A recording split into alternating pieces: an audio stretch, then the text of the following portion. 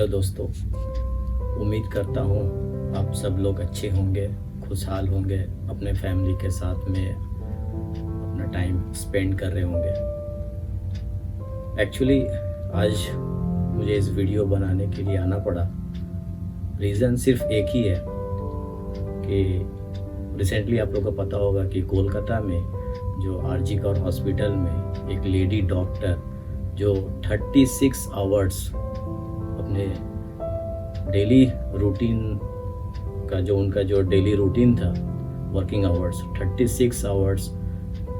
Duty करने के बाद में जब वो रेस्ट लेने गई तो उनके साथ में एक गलत हादसा हो गया। सो इस मैटर पे मैं देख रहा हूँ काफ़ी सोशल मीडिया में या न्यूज़ चैनल्स में ये काफ़ी एक स्पीड पकड़ चुका है ये, और डेफिनेटली होना भी चाहिए, क्योंकि ये जो एक्सीडेंट हुआ है या इस तरह के वारदात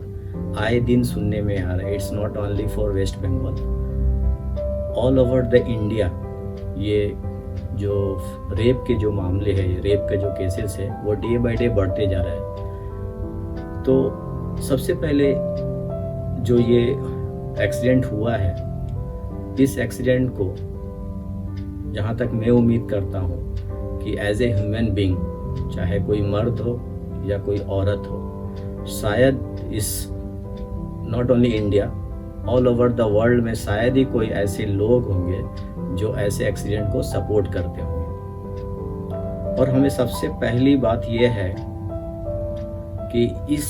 एक्सीडेंट से जो हम लोग देख रहे हैं कि एक्सीडेंट होने के बाद में काफ़ी लोग प्रोटेस्ट कर रहे हैं, लोग ब्लेम दे रहे एक दूसरे को, कोई किसी को, कोई पॉलिटिशियन को या हॉस्पिटल के जो इंचार्ज है उनको एक दूसरे को ब्लेम दे रहे हैं कि ये हो गया तो you are the responsible for this. आज लड़कियां सेफ नहीं है, इट्स ट्रू, हम लोग सब ये बात करते हैं, लेकिन कोई जितना भी मैंने वीडियोस देखा उन सारे वीडियोस में एक भी में ऐसा किसी का कोई रिपोर्ट नहीं देखा या किसी का कोई सजेशन नहीं देखा कि ये जो एक्सीडेंट होते जा रहे हैं उनको रोका कैसे जाएगा। तो वही मैं अपना व्यूज़ रखने के लिए, अपना कुछ चंद एक्सपीरियंस, अपना व्यू आपसे शेयर करने के लिए मैं आया हूँ कि इसको कैसे रोका जाए, क्योंकि हर एक कोई का डिफरेंट ओपिनियन है, डिफरेंट आइडियाज़ है। बट एज ए ह्यूमन मैं मानता हूँ कि इस चीज़ को रोकने के लिए सबसे इसका रूट कॉज क्या है, वो रूट कॉज हमको पता होना चाहिए कि ये एक्चुअली ऐसे लोग जो मतलब क्या बोलते हैं, एक हैवान जैसे लोग जो ऐसे वाक़यात करते हैं, इनका जन्म कैसे होता है, ये लोग कैसे उभरते हैं। आज हम सब इंडियन हैं, हमें पता है कि हमारे इंडियन माशरे में, हमारे एरियाज़ में, हम जहाँ से बिलोंग करते हैं, जो जिस भी सोसाइटी से आता है, आज हमारे ये सोसाइटी में ये सब बातें आम हो गई है। इसको रोकने के लिए सबसे पहले प्रोटेस्ट में आप जाइए, ठीक है, वहाँ से इंसाफ मिलेगा, लेकिन उस इंसाफ मिलने के बाद में क्या आपको लगता है कि ये जो वाक़यात हो रहा है होना बंद हो जाएगा? नहीं, डेफिनेटली नॉट। ये वाक़यात होना तभी बंद होगा जब हम अपने घरों से ये चीज़ को इम्प्लीमेंट करेंगे कि इसको कैसे बंद किया जाए। फर्स्ट ऑफ ऑल, नंबर 1, अपने जो हम भी किसी का माँ बाप है, कोई किसी का बच्चा है, सबसे पहले पेरेंट्स को चाहिए कि अपने मर्द और औरत, चाहे लड़का हो या लड़की हो, दोनों को गाइडेंस करने की ज़रूरत है कि क्या चीज़ सही है, क्या गलत है। क्योंकि जब हम पैदा होते हैं, जब हम स्कूलिंग करते हैं, जब बड़े होते हैं, तो तालीम हम लोग लेते हैं, लेकिन सबसे पहली जो तालीम है वो घर से होनी चाहिए कि क्या सही है, क्या गलत है, किसको कैसे इसको मैनेज किया जाए। अगर घर से ये तालीम नहीं होगी तो फिर ये चीज़ को रोकना मुश्किल होगा। तो पहले पेरेंट्स इसके ऊपर करेंगे कि आपके बच्चे कहाँ जा रहे हैं, किससे मिल रहे हैं, कौन से एनवायरनमेंट में रह रहे हैं। उसके बाद दूसरी बात ये हो रही है कि सोसाइटी, हम जिस सोसाइटी से बिलोंग करते हैं, उस सोसाइटी में हर एक लोग अगर कोई कुछ गलत देखते हैं, आज हम जैसे प्रोटेस्ट देख रहे हैं ना, सब लोग बोलते हैं we want justice, we want justice. Definitely we want justice, but how? Justice सिर्फ बोलने से नहीं होगा। सबसे पहले बात है कि आप अपने एरिया में, आप अपने जो आज पॉलिटिशियन लोग, जो हमारे पॉलिटिशियन है, जो हमारे लीडर है, जो आज जो प्रोटेस्ट कर रहे हैं, उनसे अगर कोई हमारे एरिया में कुछ ऐसा वाकयात होता है, कुछ लोग तो आप जानते हैं, थोड़ा से किसी को मौका मिलने से लोग अपना प्रॉपर्टी समझ बैठते हैं, जैसे चाहे यूज़ कर सकते हैं, जो चाहे गलत काम करते हैं, और वो जानते हैं कि उनके ऊपर बैक एंड सपोर्ट है, इजीली वो इससे निकल सकते हैं, उनको कोई पनिशमेंट नहीं होता है। तो सबसे पहले अपने लोकेलिटी में, अपने इन्वायरमेंट में, अपने सोसाइटी के